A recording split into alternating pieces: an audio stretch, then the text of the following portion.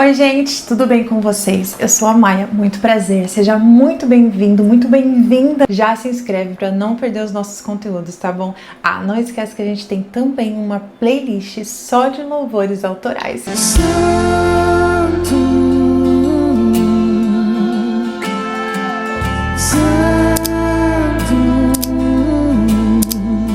Quando eu penso em escatologia, uma das primeiras coisas que a gente vê ali que existe muita dificuldade das pessoas entenderem é que existe uma distinção muito clara entre tribulação, que é a perseguição dos santos, e a ira de Deus, a qual a igreja não passa. Quando você pega a tribulação e a ira de Deus e coloca num bowl e bate com a batedeira e faz uma maçaroca, você não vai conseguir ter uma visão limpa e clara sobre esse assunto. Você vai ficar confuso ou vai acabar chegando numa linha de raciocínio errada, acreditando piamente que você está certo. Nesse livro aqui, que eu sempre falo a respeito dele, porque, gente, é sério, faz parte do meu chamado, é um livro que fala sobre reino, né? Reino agora. Tem uma frase, eu não vou conseguir achar aqui, porque eu não marquei, agora que eu tô conversando com... é de Deus. Eita glória! Eu achei que eu não ia achar, porque eu não fazia ideia de onde tava. Olha, gente, vocês estão vendo? Não tava marcado, ó. Onde estava, mas está aqui, ó. Olha isso, ó. A maior tragédia da vida não é a morte, mas ter sucesso na tarefa errada. Lembro-me de uma história de um menino que estava no colegial e tinha que se preparar para uma prova, no qual o professor pediu para estudar um livro específico. O aluno havia passado a semana inteira estudando porque precisava passar nesse teste. Havia dedicado todo o tempo que teve para ter sucesso na prova. Finalmente chegou o grande dia da prova e ele estava preparado. Logo o professor entrou na sala de aula para dar a prova e fez uma pergunta: "Estão preparados?" E o aluno respondeu: "Sim", bem alto e em bom tom. Ele pegou a prova e começou a ler as perguntas, que no total eram 5. Olhou para a primeira pergunta e não entendeu. Logo passou para a segunda e teve dificuldade para compreender. Foi para a terceira e começou a ficar preocupado. Quando chegou à quarta, estava desesperado e resolveu questionar a professora a respeito da prova. Foi quando levantou e foi em direção a ela. Aproximou-se e perguntou: "Professora, creio que a senhora nos deu essa prova com uma matéria que ainda não estudamos." E respondeu a professora: "Alguém está tendo alguma dificuldade com as perguntas?" Porém, ninguém respondeu. Tornou a questioná-la dizendo: "Estudei muito para essa prova, durante toda a semana, e estou certo de que as perguntas estão erradas." A professora, muito confiante, perguntou para ele: "Qual livro você estudou?" Ele respondeu: "Este livro." A professora, surpresa e com um olhar de tristeza, disse: "Você estudou o livro errado." Naquele dia, ele concluiu que podemos estar sinceramente errados. Podemos passar a vida inteira sendo sinceramente errados. Podemos estudar o livro que não fomos pedidos para estudar, fazer aquilo que não fomos chamados para fazer. Podemos nos dedicar àquilo que nunca fomos designados a nos dedicar. Portanto, a maior tragédia da vida não é a morte, mas sim ter sucesso na tarefa errada. Gente, que bizarro! E é muito isso, gente. Nós podemos estar sinceramente errados. Então, eu não estou falando que eu sou dona da verdade, gente. Inclusive, às vezes, quando eu quero me expressar, eu digo assim: "Eu creio assim, assim, assado." E às vezes vem pessoas me atacar de: "Quando você fala eu creio, é porque você está falando no seu achômetro." Na realidade, não é bem assim. Eu digo eu creio porque eu não quero impor aquilo que eu acredito. Eu quero mostrar o que eu acredito, mostrar bases bíblicas, como prova do porquê eu acredito naquilo, para que vocês, então, por si próprios, sentem na casa de vocês, sejam bons bereanos, peguem a Bíblia de vocês e estudem para ver se aquilo que eu tô falando tem coerência, porque foi assim que eu fiz, foi assim que eu passei por esse processo, desde o começo da minha caminhada.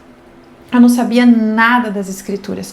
E eu sentava, eu pegava a Bíblia, eu pegava a minha caneta e eu começava a assistir vídeos. E eu assistia todo tipo de pregador que vocês imaginam aí na casa de vocês. Porque eu não tinha feito parte desse mundo evangélico, então eu não sabia. Esse aqui é um reverendo tal. Esse aqui é não sei o que, eu posso confiar no que esse aqui tá falando, não sei o que. Gente, não sabia, então o que eu fiz? Eu ia assistindo aleatoriamente, conferindo nas escrituras. E aí quando eu via que, opa, esse aqui tá falando uma coisa que não é o que tá escrito aqui não, ó. Pegava a caneta, esse aqui não assisto mais. E fui fazendo assim, e fui por eliminação, até que ficaram pouquíssimos pregadores ali, o qual eu assisto até hoje, desde o período em que eu me converti, que eu estudo e que eu aprendo diariamente com essas pessoas. Então, não dá nem para dizer assim, não, você foi contaminada com a visão tal, porque de fato eu não acreditava em nada, porque eu simplesmente vim assim como uma folha em branco mesmo, mas minha sede, minha fome, direto nas escrituras e ouvindo e vendo o que fazia sentido dentro da palavra de Deus. Mas sem mais delongas, vamos para o assunto pré ou pós-tribulacionismo. Nós não vamos falar do mid hoje, tá? Senão esse vídeo vai ficar gigantesco. Vamos falar do pré e do pós, porque são os dois mais populares aí dentro da escatologia, né? Deus, ele dá o conhecimento para você que está assistindo esse vídeo sobre certos assuntos que eu não tenho, que eu não sei. Então você vai poder vir falar para mim e me ensinar, porque foi isso que Deus te deu. Mas Deus deu para mim um outro tipo de conhecimento, então eu posso vir aqui falar sobre esse assunto e trazer esse conhecimento para você que está assistindo esse vídeo. Não caiam nessa de que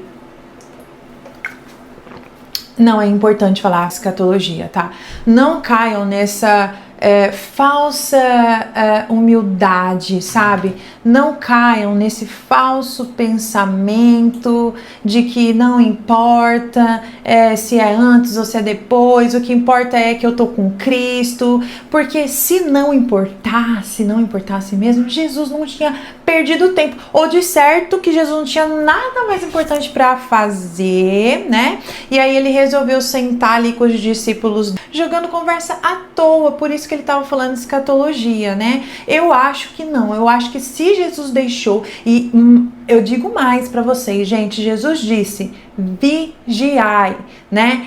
Apesar dele ter falado assim, o dia e a hora, no sentido exato, né? Ninguém sabe. Ele disse, vocês conhecem quando uma árvore vai dar fruto? Por conta das estações. Então, vigiem, fiquem atentos, né? Ele fala bem assim, gente, vocês não são filhos das trevas para que o ladrão vos pegue de surpresa à noite. Então, pelo contrário, né? Vocês são filhos da luz, então estejam vigiando. Jesus jamais ia dizer pra gente, não, pode dormir tranquilo. Pode dormir tranquilo, fecha os olhinhos, sejam as noivas nécias, né? Que não leva lamparina de sol, que não leva azeite de sobra para sua lamparina. Não, Jesus jamais faria isso. Então, Jesus nos instrui. E não fazer uma coisa que Jesus disse pra gente fazer é o quê?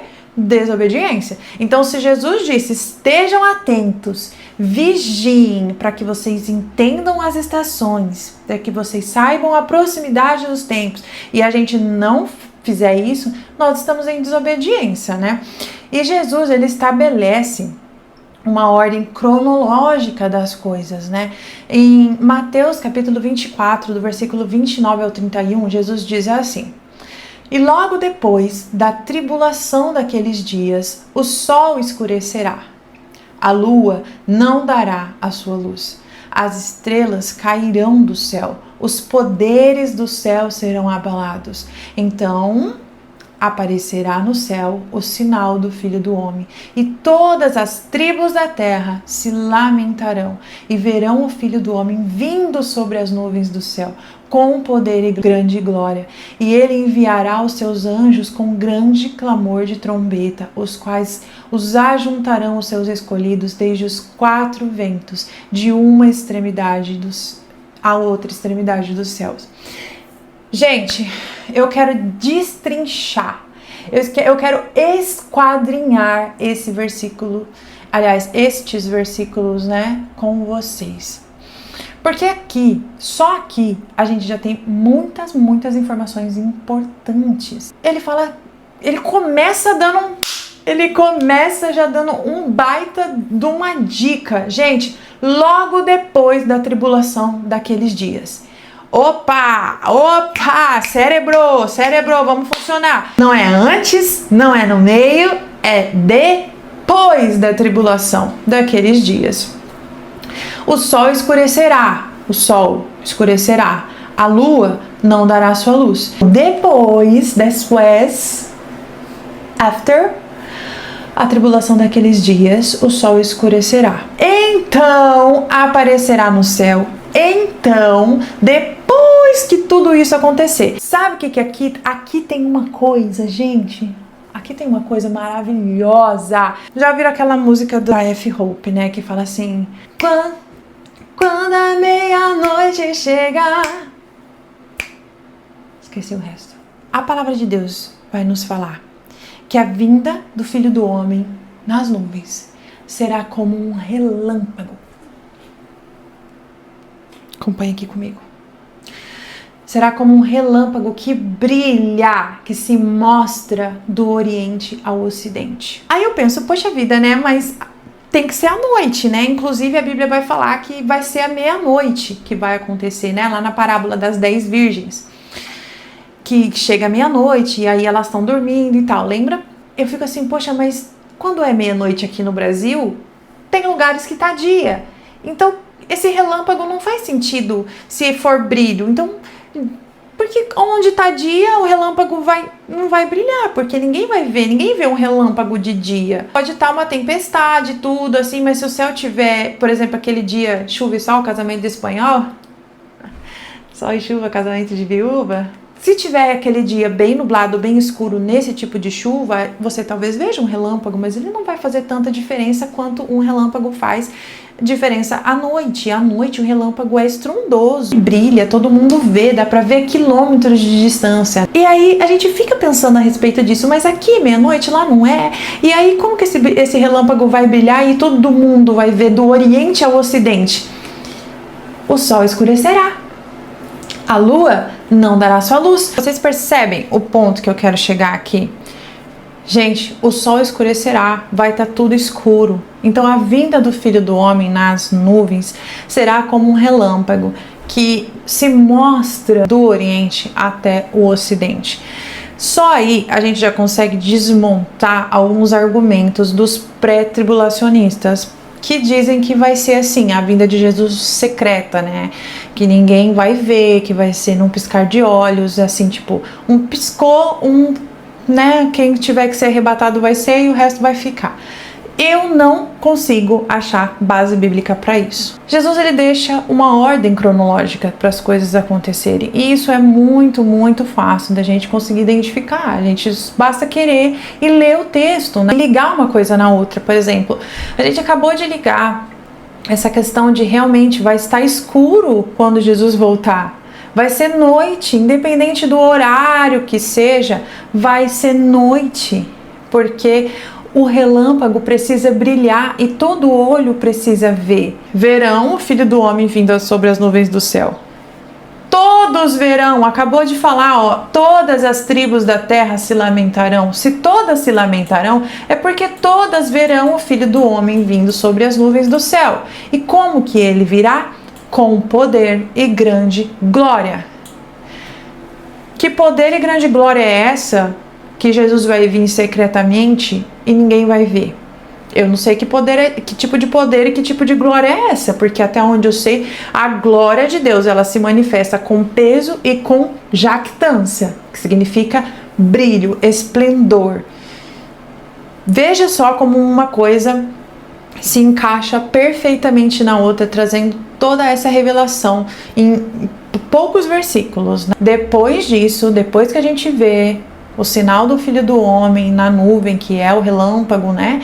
Ali o brilho da glória do Senhor Jesus Cristo. Então, depois disso, continuando, ele enviará, ele quem, gente? Jesus Cristo. Ele enviará os seus anjos com grande clamor de trombeta, alarido, barulho, entendeu?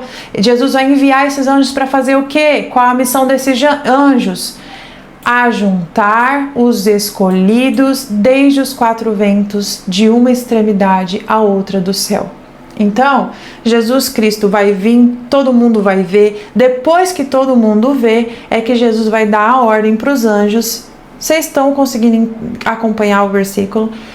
Vai dar a ordem para os anjos, e os anjos, com muito alarido, vai juntar os escolhidos depois da tribulação daqueles dias, como começa no versículo, vai juntar todo esse povo no céu. Gente, me perdoa por estar sendo tão didática e tão pontual nas coisas assim, mas é porque realmente eu percebo que existe uma dificuldade muito grande das pessoas conseguirem entender coisas simples. Às vezes, algumas pessoas se sentem ofendidas por eu falar dessa forma, como se eu estivesse tirando a pessoa de você tá me achando que eu sou burra, né? Porque tem que ficar repetindo ali toda hora a mesma coisa. Mas não é, gente. Eu dou glória a Deus pela vida de você que leu e entendeu. Como a palavra diz, quem tem ouvidos, ouça. Só que tem pessoas que não conseguem entender, não conseguem compreender. Então a gente precisa estar ensinando tudo nos mínimos detalhes. E ainda assim, vai ter gente que vai sair daqui falando que não é isso que a Bíblia está falando, que é outra coisa. Entende? Então, quando a gente diz você isso, você aquilo, não tô generalizando, mas se você se encaixa nesse perfil de pessoas que tem dificuldade para entender, então você faz parte dessas pessoas. Mas se você não se encaixa, então você não faz parte dessas pessoas, tá bom? Vamos lá. A tribulação primeiro, depois vem os sinais cósmicos, né, no sol, na lua e tal, a manifestação visível de Jesus Cristo e depois o ajuntamento dos escolhidos. Se alguém diz assim, né, isso não importa, basicamente está dizendo que a mensagem que Jesus Cristo deixou, tudo isso e tantas outras coisas e tantas outras vezes e tantas outras pregações a respeito do reino de Deus, você está dizendo, quando você diz isso não importa porque não influencia na minha salvação, você está dizendo que a ordem que Jesus ensinou, que ele deixou, que Jesus perdeu tempo e que isso é irrelevante, que não interessa. Será que tá certo esse pensamento, gente? A gente dizer que a gente não sabe, que a gente não compreende, tá ótimo, gente. Eu tenho um monte de coisa que eu não sei e que eu não compreendo. Mas eu não me contento com isso. Se a igreja já tivesse assim a certeza absoluta, se eu tenho certeza absoluta que nós não vamos passar a tribulação, então qual o motivo de Jesus sentar e ficar falando para aquelas pessoas, olha, vigiem, ele estava falando para ímpios ou ele estava falando para filhos? Ele estava falando para pessoas que criam nele. Gente, pessoas que faziam parte da igreja, porque a igreja é o corpo de Cristo. Os apóstolos fazem parte do corpo de Cristo. Ele estava falando para eles, vigiem. Então, como que a gente não vai passar a tribulação? Então, por que Jesus estava falando para eles ficar alertas? Dando sinais, mostrando, olha, os sinais são... Se a gente já tivesse sido arrebatado, não precisava Jesus ficar perdendo o tempo dele falando pra gente vigiar e ficar sabendo quais que são os sinais que vão acontecer. Percebe que não faz sentido? Agora nós vamos entrar num texto muito interessante que é utilizado muito comumente pelas pessoas que são do pré-tribulacionismo, tá? Que é Mateus 24, do versículo 37 e 39, que diz assim: e como foi nos dias de Noé, assim será também a vinda do Filho do Homem. Porquanto, assim como nos dias anteriores ao dilúvio, comiam, bebiam, casavam-se, davam-se em casamento, até o dia em que Noé entrou na arca, e não o perceberam. Então veio o dilúvio e os levou a todos. Assim será também a vinda do Filho do Homem. Aí eu te faço uma pergunta simples. Quem foi levado no dilúvio? Foi Noé? Foi a família dele? Foi os justos? Quem foi levado? Porque aqui diz assim, olha, até ao dia em que Noé entrou na arca e não o perceberam, até que veio o dilúvio e os levou a todos. Levou, guarda essa palavra no seu coração. Levou a todos, assim será também a vinda do Filho do Homem. Então, não foi Noé que foi levado, não foi os justos. Os que levados pelo dilúvio foram os ímpios. Levados, levou, guarda essa palavra, gente. Quem foi levado foi os que pereceram. Em Gênesis capítulo 7, do versículo 23, está escrito assim: assim foi destruído todo ser vivente que havia sobre a face da terra, e somente ficou Noé, os que com ele estavam na arca. Então foi levado da face da terra todos os seres viventes que haviam lá, e apenas deixou. Lembra dos deixados para trás? É o contrário, porque os deixados para trás, no caso, eles falam assim, que Deus levou os que foram arrebatados e os deixados para trás ficaram na terra. Só que é o contrário, os deixados foram aqueles que ficaram na arca. Os levados foi no sentido de que levou, porque morreu. Quando um parente seu falece, ou você já deve ter ouvido alguém falar, alguém que morreu, Deus levou. Levou. Tá entendendo, gente? Isso faz toda a diferença na nossa interpretação, tá bom? Vamos continuar. Então, os ímpios é que foram levados pelo juízo de Deus e os justos ficaram, eles permaneceram. É ao contrário do filme, tá bom?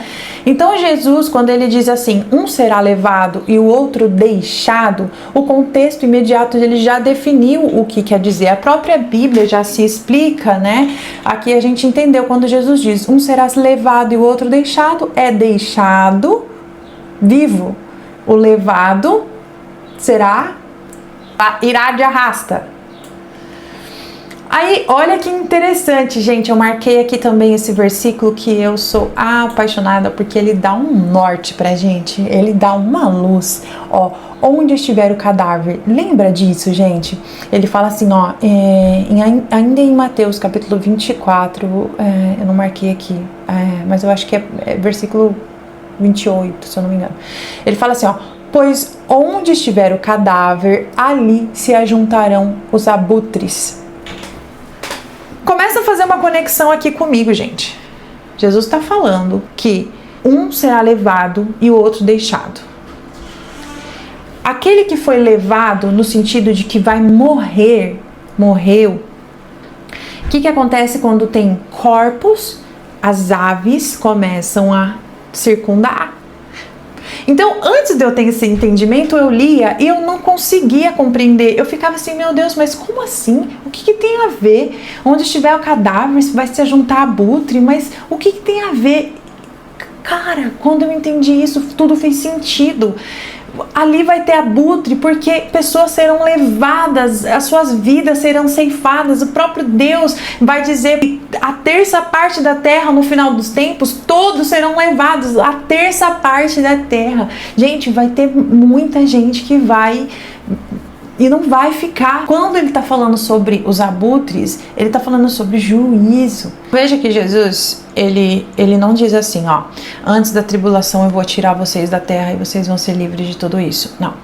Só que a gente tem que entender aquela questão da ira de Deus, tá bom? Porque se você for lá para Apocalipse, capítulo 3, por exemplo, ele tá falando da grande tribulação como uma profecia para parte da igreja que vai sobreviver. Nem toda a igreja vai morrer na grande tribulação, gente. Uma parte da igreja vai sobreviver, só que será guardada ali, no momento que está vivendo aquilo, não será retirada, sabe? Deus tirou o povo do deserto para eles não sofrerem, ou Deus os guardou e os proveu, e eles viveram pela fé, passando pelo deserto. É assim que vai ser com a gente também. A gente vai passar a grande tribulação e aqueles que são fiéis a Deus, que temem ao nome dele, o Senhor guardará na hora da tribulação. O justo viverá pela fé. E como que vai acontecer isso? Mateus 25. Leiam lá Mateus 25, quando Jesus ele está fazendo ali um julgamento, né? E ele está separando os bodes das ovelhas. Essas ovelhas não pode ser a igreja. A igreja não vai ser salva por obras. Nós somos salvos pela fé em Jesus Cristo. Só que aquele povo ali de Mateus 25, eles estão sendo salvos por obras. Porque Jesus fala assim para eles: vocês me alimentaram, me deram, né, de beber, vocês me vestiram, foram me visitar quando eu estive preso. Então, entre benditos do meu Pai. Né? Aí para os bodes não, vocês não me alimentaram. Então, ele está salvando aquelas pessoas de Mateus 25 por causa das obras dela. E nós, a igreja, já vamos estar com Jesus. Mas como assim? Quando as pessoas perguntam: mas Jesus, quando foi que eu fiz isso para você? Jesus responde: quando fizeste a um desses meus pequeninos. Então, quem são esses pequeninos? Somos nós, a igreja. Quando estamos passando pela tribulação, haverão pessoas que vão cuidar de nós, que vão nos alimentar, que vão nos vestir, que vão nos visitar enquanto estivermos presos, cativos, e que vão suprir as nossas necessidades. Essas pessoas serão salvas como que pelo fogo, por conta das obras delas. Mas elas não serão parte do corpo de Cristo, porque nesse momento o corpo de Cristo já está com Jesus. Os pequeninos já estão com Jesus. Ele fala: quando fizeram a um desses meus pequeninos. Quando Jesus, lá em Joel, fala que Jesus vem saltando sobre os montes e que ele vem com um exército, esse exército que vem com Jesus Cristo já é a igreja glorificada. As ovelhas de Mateus 25 não é a igreja, tá bom, gente? Não é a igreja. Outra coisa muito interessante também que eu posso falar para vocês, quando na parábola das 10 virgens, as 10 virgens representam a igreja. As 10 virgens dormiram. As 10 dormiram, gente. Vocês acham isso normal? Tipo, beleza, normal. Toda a igreja, né? A totalidade da igreja dormiu? Como assim? Mesmo as que estavam com as suas lamparinas acesas e que tinham reserva, essas também dormiram. Mas tem um detalhe que as pessoas quase não percebem. Vem alguém como uma voz de trombeta, com barulho, alarido, voz de trombeta, anunciando: ei, acorda, igreja, totalidade da igreja, todos os crentes acordem, porque o noivo está chegando. Atentem para o detalhe de que a grande tribulação é a perseguição dos santos. E a ira de Deus é o dia do Senhor.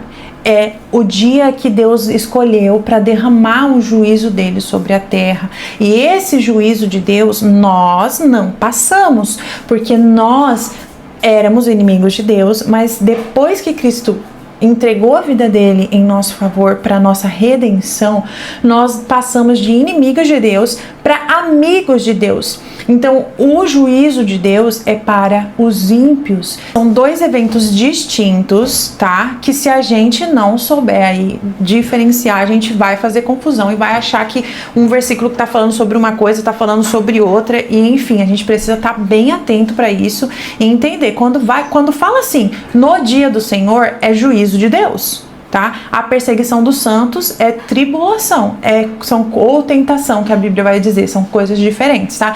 Em Apocalipse 3:10 está escrito, né? Como guardaste a palavra da minha paciência, também eu te guardarei da hora da tentação que há de vir sobre todo mundo, para tentar os que habitam na terra. Então a palavra guardar é guardar, gente, não significa que vai retirar da terra, né?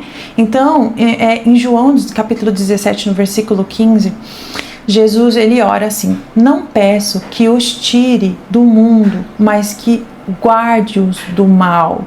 Então, gente, não tire eles do mundo, mas guarde eles do mal. Percebe como as coisas vão se encaixando perfeitamente? A gente não pode interpretar a palavra de Deus com base em um versículo isolado, sabe? Muitas vezes requer um estudo mais amplo da Bíblia, e não somente do contexto imediato, mas de uma visão mais ampla de toda a Escritura, né? Eu coloquei aqui por que isso importa? Que a gente volta lá para aquela pergunta inicial, né? Que as pessoas falam, mas isso não importa e tal. Mas eu coloquei aqui 3 razões do porquê isso importa. Primeiro, ter essa clareza sobre o tempo do fim, ela vai moldar a nossa posição diante das coisas, a nossa postura espiritual. Por exemplo, se eu acredito que eu não enfrentaria a grande tribulação, isso não é real, eu posso desenvolver uma vida espiritual fragilizada, e quando chegar esse momento, eu não me preparei e eu vou ser pega de surpresa. Eu vou ser como aqueles que estão vivendo em trevas. Eu vou ser pega de surpresa porque eu não estava vigiando, eu não estava esperando, eu julguei que aquilo não era importante, então eu não corri atrás de entender as estações. Eu simplesmente deixei pra lá e vivi a minha vida, porque afinal não influencia na salvação. A salvação é pela fé, né? Mas pode ser que você venha negar a sua fé na hora que a água bater na bunda, né?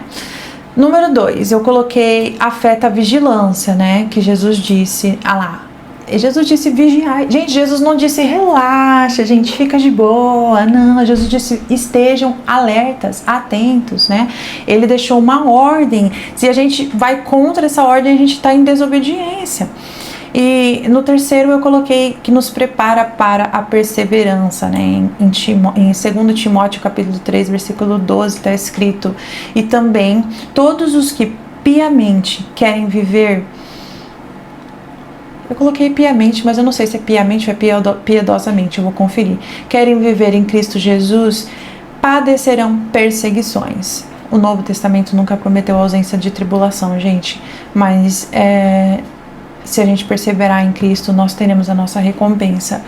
Mesmo aqueles que serão martirizados, haverá um galardão, né? Uma recompensa muito, muito boa para aqueles que perseverarem em Cristo. Então, a conclusão disso tudo a questão não é a gente discordar, né?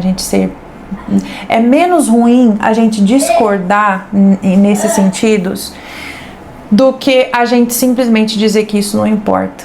Dizer que não importa é muito pior, porque a gente está descredibilizando a palavra de Deus. Se tem algo na palavra e a gente fala que não é importante, então a gente está dizendo que a palavra não é importante. A gente não pode fazer isso, gente. A gente não pode fazer isso. Se não fosse importante, Jesus não teria ensinado, não teria falado e insistido nesse assunto. Os apóstolos não teriam questionado e muito menos escrito sobre isso, né? Escatologia não é um estudo de curiosos para curiosidade, mas é uma preparação para uma igreja forte, poderosa, que queima de amor pela espera, pela vinda de Jesus Cristo, sabe? Nós estamos vivendo um tempo de uma igreja que realmente quer mestres que falem aquilo que a gente quer ouvir, porque tem comichões nos ouvidos a ouvir a verdadeira e pura palavra de Deus. Mas sabemos que ainda tem os amigos do noivo que não estão dormindo, que não fazem parte das 10 virgens que estão dormindo, mas que estão com os olhos vigilantes e tentando acordar os que estão dormindo com voz de trombeta. Eu creio nisso, sabe? E é nesse lugar que eu desejo estar. Eu desejo estar não como as 5 virgens prudentes. Eu não quero ser as 5 virgens prudentes porque elas também dormiram. Mas eu quero ser, fazer parte ali dos amigos do noivo. Os amigos de Jesus, aqueles que estão despertos e que estão acordando as outras pessoas. E o desejo do meu coração é que esse vídeo tenha mexido com você, que você tenha conseguido assistir esse vídeo até o fim, que tenha edificado a sua vida e que tenha despertado no seu coração uma sede por conhecer mais a Deus. Porque essa é a missão da minha vida, é conhecer ao Senhor e fazê-lo conhecido, tá bom? A gente vai ficando por aqui. Não se esqueça de se inscrever, compartilhar com quem você puder, manda nos grupos, manda para os seus amigos, manda para os irmãos, gente, manda para todo mundo esse vídeo, tá bom? Deixa aí um comentário, um grande beijo no seu coração, fica com Deus e vai lá ouvir nossa playlist de louvor autoral, tá bom? Tchau!